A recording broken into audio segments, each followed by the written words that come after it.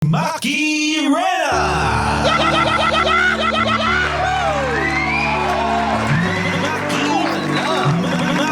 Alam! Maki Rena! 91.5 Win Radio. Halo, halo. Halo kayo, Ube. Mga marikoy, parikoy, mga kapitbahay kong certified pakialamero at pakialamera. Andi dito na naman, handang dumamay. Always willing na willing. Maki Alam. Maki Alam! Ang inyong kumareng, dakilang pakialamera sa lahat. Maki Rena at your service. Live na live nationwide, worldwide, and uniwide na naman ang inyong kumare. Kumari po ninyo. Kumari po kita. Agoy. Agoy kalami. Maki Rena! Opo, dahil that's me. Halika na, sino na naman kaya atin dadamayan ngayon? Diyos ko. Medyo nakakatuwa itong istorya natin ngayon, ha? Ewan ko ba? Bakit ganito yung mga nagsisend sa akin ng mga istorya? Kung kayo ay gusto nang malaman kung sino ang dadamayan natin ngayon at ang istorya na ating papakinggan at papakialaman ngayong araw na ito, magpunta na kayo sa ating FB page. I-follow nyo na ang FB page ng 91.5 Win Radio Manila. Ayan, 91.5 Win Radio Manila Facebook page. Ayan, i-follow nyo. Tapos makikita nyo na ang istorya ni Tracy ng Manila. Si Tracy ang nagpapadamay sa atin. Gusto niyang makialam tayo sa kanyang pinagdaraanan ngayon. Nakahihiyan. Ayan, basahin nyo. Miss na miss niya ako kaya sa fitting room kami pumwesto. Ano ba yan siya? Wala na ba ibang lugar? Baka bukas makalawa sa fast food chain na to, ha? Sa ilalim ng lamesa, ha? Nakakaloka ka, Tracy. O, basahin nyo na. Tapos, makialam kayo sa comment section kung meron kayong talak hanash kuda, ha? Habang si Maring Makirena nyo naman, tatalak on air. Babasahin ko ngayon. Tapos, tatalakan din natin mamaya, ha? Sabay tayo magbasa. Sabay din tayong makialam. Tayo nagpakinggan at makialam sa pinagdaraanan ni Tracy ng Manila. Maki Alam! Maki Alam!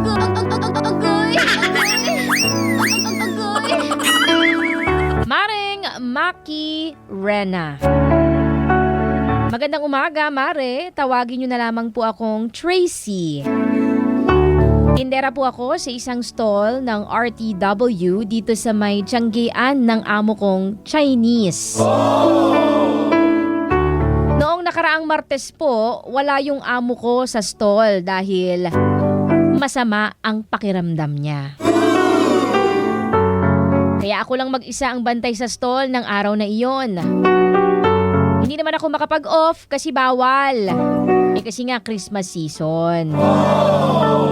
Sayang daw ang benta, kaya naman hindi kami makapagkita ng boyfriend ko. Agoy! At dahil doon, pinuntahan na lang niya ako sa pwesto namin dito. Dahil sa sobrang pagkamis niya sa akin. Sana all miss na miss. Pinuntahan na lang niya ako sa pwesto namin dito. Tanghali noon at medyo hindi naman dagsa ang tao. Biglang nakaramdam ang loko at humiling ng isang mabilisan.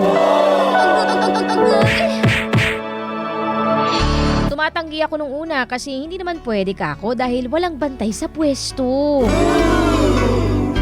Pero pinilit pa rin ako ng loko na gawin namin kasi wala naman daw gaanong tao.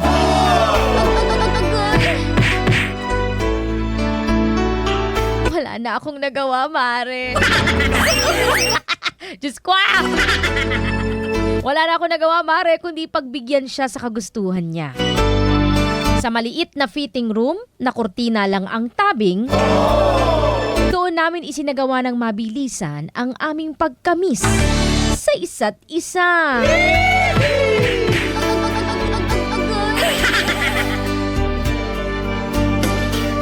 Mare, pagtapos ng nangyaring yon, nagulat na lang ako. Paano yung gulat?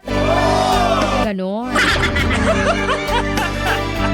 Pagkatapos ng nangyaring yun, nagulat na lang ako kasi may tao pala sa labas na naghihintay sa amin na lumabas.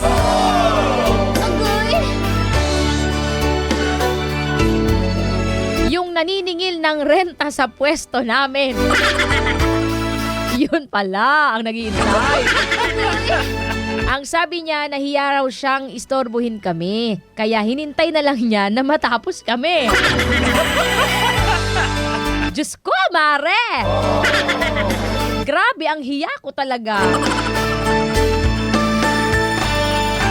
Pangiti-ngiti lang siya pero alam ko ang tumatakbo sa isipan niya. Hiyang-hiya talaga ako, mare. Hindi ako makamove on kaya naisip kong i-share to dito. Ang jahe kasi lalo na at madalas kaming magkita dito sa pwesto ng maniningil na yon. Paano bang gagawin sa ganitong sitwasyon, mare? Tracy ng Manila. Maki alam. Maki alam. Agoy! Naku, mare, kung nahihiya ka, takpan mo na lang mukha mo. Oo, takpan mo na lang mukha mo para hindi ka niya makita. Nakakaloka ka. Charing gola. Ano ba nga bang gagawin? Wala naman tayo magagawa na dyan kasi nangyari na eh. Oh, lesson learned. Charge to experience. O siguro magagawa mo na lang dyan ay umiwas na lang. Oo, umiwas na lang sa mga ganyang delikadong gawain. Lalahanin mo, nakasalalay dyan ang kahihiyan mo, mare. Tandaan mo ha, yung panandali ang ligaya nyo, maaaring mauwi sa iskandalo kapag hindi nyo pa tinigilan yung trip nyo magjowa.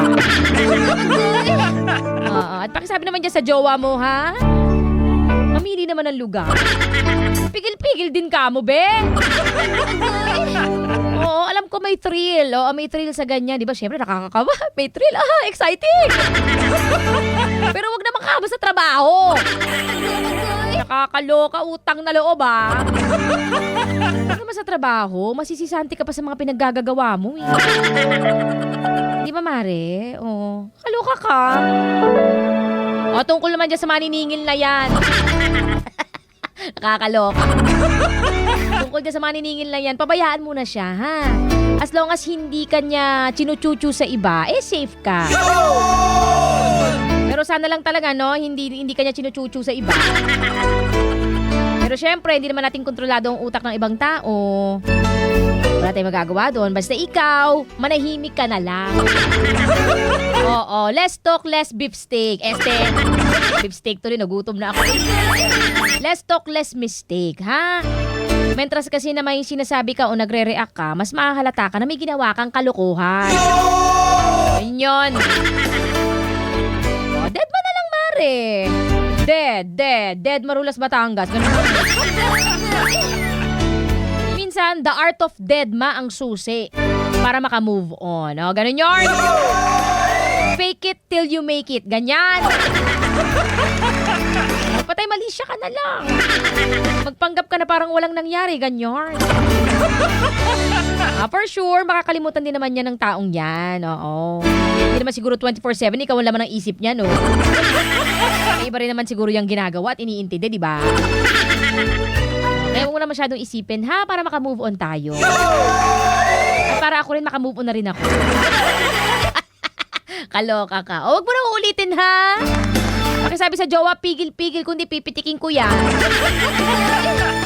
Loka kayo. Wala nang pili-pili. Meeting room na may tabing lang na kurtina.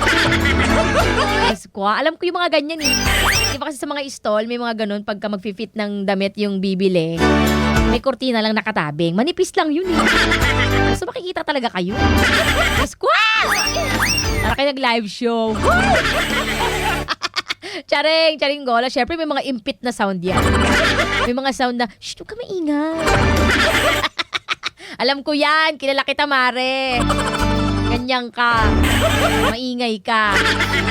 Hoy! Ayun lang matadamay ko sa'yo, Maring Tracy, ha? Huwag nang uulitin. Last nyo na yon. Yan po si Tracy ng Manila. Kung meron kayong gustong idamay, hanash talak kuda. Pakialam na kayo sa ating comment section sa ating FB page. Go, go, go for the go! At sa ating mga kapitbahay naman na gusto rin mapakialaman ang kanilang mga problema at pinagdaraanan sa buhay, abay, willing na willing naman ako.